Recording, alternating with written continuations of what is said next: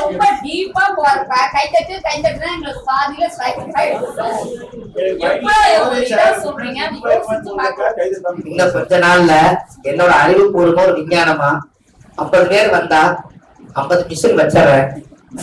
எல்லாத்துக்கும் ஒரு பட்டன் மட்டும் அமர்த்திருங்க, முடிச்சா சொல்ல மாட்டீங்க. இனிமேல் கைதட்டுற ஒரு வாங்கி எல்லாத்தையும் கொடுத்துடலாம் பாருங்க. அது உங்களுக்கு பிரச்சனை சார். கைதட்டுங்க நீங்க பட்டன் அமர்த்தீங்கன்னா சார் கைதட்டும் மட்டும் காமிக்கல.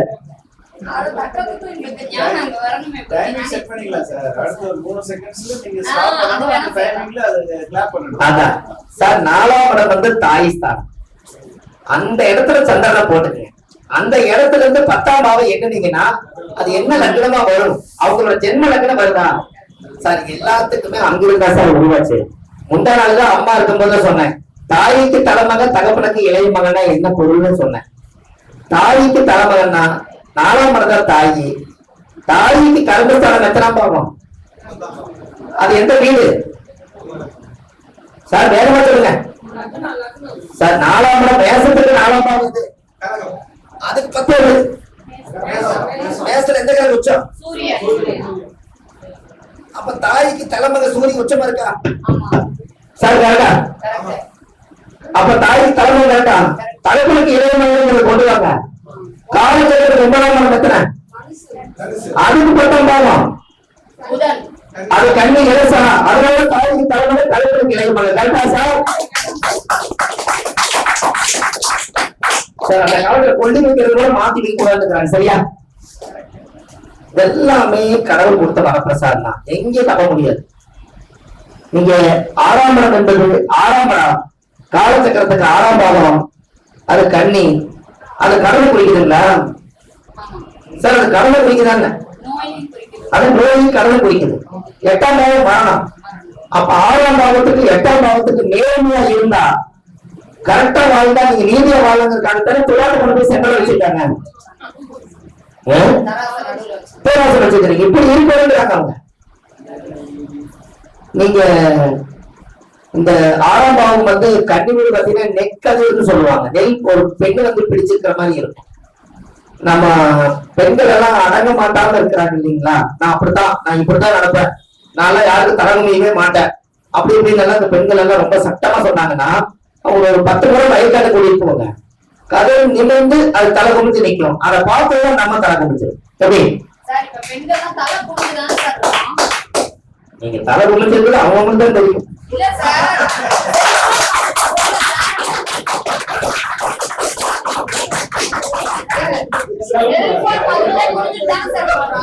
செல்போனே குமிஞ்சு பாக்குறாங்கல்ல, தலை குமிச்சு.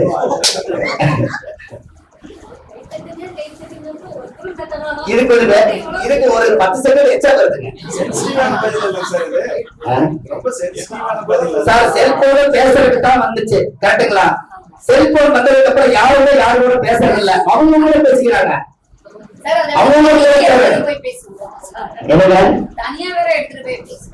சார் நல்லா ஞாபகம் வச்சுக்கங்க. நீங்க உங்க போன்ல நீங்க வச்சிருக்கிறது அத்தனை பேருக்கு கிளைண்ட் நல்லா இருக்கும்னு சாமியோட கருவறைக்குள்ள கொண்டு போய் போனை கொண்டு போய் வச்சு ஒரு அர்ச்சனை பண்ணி சாமி கும்பிட்டு போயிட்டு அந்த செல்போன் இருக்கிறவங்க எல்லாரும் நல்லா இருப்பாங்க. கோயிலுக்கு போனீங்க என்ன சார்? என்ன சார்? சார் சாமி பாதத்துல நம்மளே வச்சு எடுத்துட்டு போதும். நம்ம கும்பிடுறவங்க அங்கே வைங்க. இந்த செல்போன்ல இருக்கிறவங்க 3000 பேர் இருப்பாங்க. 3000 பேர் நல்லா இருக்கும் வேண்டுங்க, எண்ணம் பிரதிபலன் போயிருங்கிறாங்க. புரியுதுங்களா?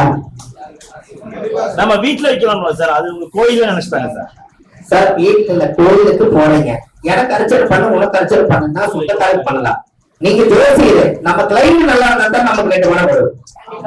அப்ப அந்த கிளைண்ட்ல இருக்கிறவங்க எல்லாத்துக்கும் அர்ச்சனை பண்ணணும். இந்த செல்போன் இருக்கிற அத்தனை ஜீவன்களும் எல்லாரும் நல்லா இருக்கணும் ஒரு அர்ச்சனை பண்ணி சாமி கிட்ட சொன்னீங்கன்னாலே பிரபஞ்சம் எடுத்துக்கு உங்க மனசு நல்ல மனசும் தெரியுமா தெரியாது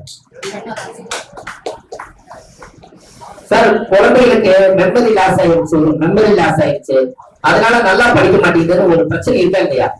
அப்ப நீங்க என்ன பண்றீங்கன்னா அந்த பொண்ணு கிட்ட இருக்கக்கூடிய செல்போன் இருக்கக்கூடிய மெமரி ஸ்டோரேஜ் அதிகமா இருக்கிறத ஒரு கம்ப்யூட்டர்ல கொண்டு போய் சேவ் பண்ணி வச்சுட்டு அந்த மெமரி ஒருத்தருக்கு தாராளமா கொடுக்க சொல்லிட்டு புது மெமரி வாங்கி கொடுங்க, மெமரி நல்லா வரும்ல.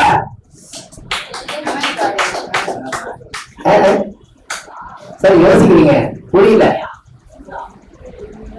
இவங்களை கொஞ்சம் கடத்தி விட முடியாது. இங்க வந்து பூராட நட்சத்திரம் இருக்குது அந்த பக்கம். ஏன்னா பூராட நட்சத்திரம் அப்படித்தான் இருக்கு. பூராட நட்சத்திரம் சாராயம் சதயம் சதயம் வந்து சதய நட்சத்திரக்கார வீட்டுல காசு வரணும்னா என்னைக்கு அவங்க வீட்டுல சாராய பாட்டில போட்டு போறாங்களோ அனைத்து காசு உண்டு.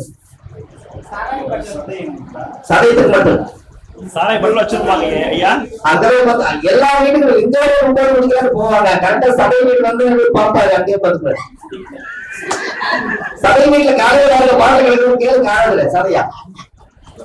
சார் சதய நட்சத்திரக்கார வீட்டுல அப்படியே போகும்போது பாப்பாரு, தம்பி மாப்பிளா இது ஏதோ நல்லா இருக்கு இங்கே உட்காரு உட்காந்துருப்பாங்க. உட்கார்ந்து குடிச்சிட்டு பாட்டில் எடுத்து போய் ஓரமா போட்டாரு அப்படின்னு போவாரு, அங்கேயே போட்டுருவாரு. அதுல அவர் காசு வர ஆரம்பிச்சு சதய நட்சத்திரக்கார வீட்டுல பாட்டு போட்ட.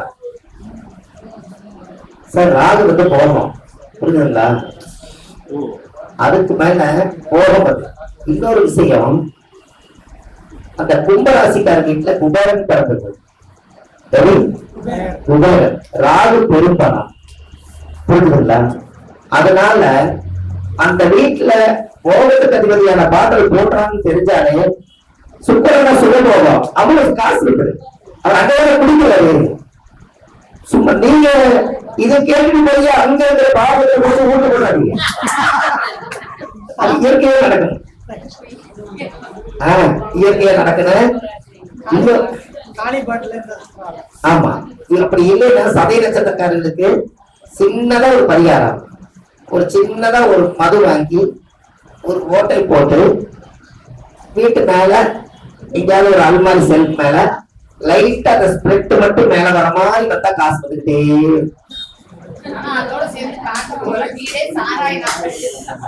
அதான் லைட்டா ஓடணும், லைட்டா போடும். அப்படியே ஸ்பிரிட் வெளியே வந்துச்சுன்னா சதய நட்சத்திரக்காரர்கள் பொறுத்து மத்தவங்க வச்சுருக்க கோவம் தான் குடிச்சு போட்டு மறுபடியும் வருவாங்க. ஏனுங்கம்மா அவங்க வீட்டுல பாட்டு நடக்கிற பாருங்க போய் போட்டாங்க. இல்ல ஒரு ஹோல்ஸ் போட்டு அவங்க வைக்கிறது காசு வரும்.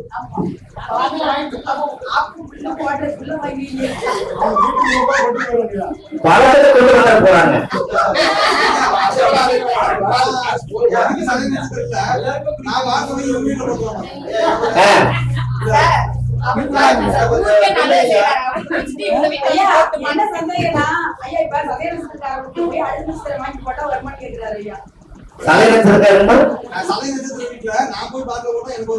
உங்களுக்கு வரல சார், அவருக்கு தானே வரும்.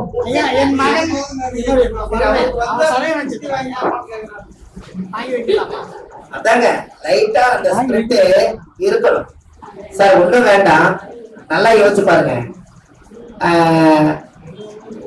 சார். அந்த சதய நட்சத்திரங்கள் போகமா, போகத்துக்கு அதிபதி தானே. அது குபேரன் பிறந்த நட்சத்திரமா, சுக்கரன்ங்கிறது மது. அது ஏன் அது இயக்கிக்கிறாங்கன்னா அந்த காலத்துல சபையா நல்லாவே இந்த கருப்பராயன் பெரிய பெரிய ஆளுகள் இருக்காங்க, அவங்களுக்கு எல்லாம் வாங்கி வச்சு அனுப்புறாங்க இல்லையா வீட்டுல. அது ஏமாந்த வீட்டுல சபையும் இருக்கு. அது வந்து அந்த கும்பிடுறதையும் நல்லா இருப்பாங்க. ஆனா பிரச்சனை இதனாலதான் பாத்துங்க சார், புரியுதா? பத்து சாமி மூலமா வீட்டுல சபையும் இருக்கும். என்னைக்காவது ஒரு நாள் அவர் இறந்து போனவங்களுக்கு குடிப்பாரப்பா, அதனால ஓபன் பண்ணி வைப்பாங்க. அதுல இருந்து ஒரு ரெடியா இருக்கு. அது சதயத்துக்கு மட்டுமா சார்? எதுக்கும் பொருளாது அது மட்டும்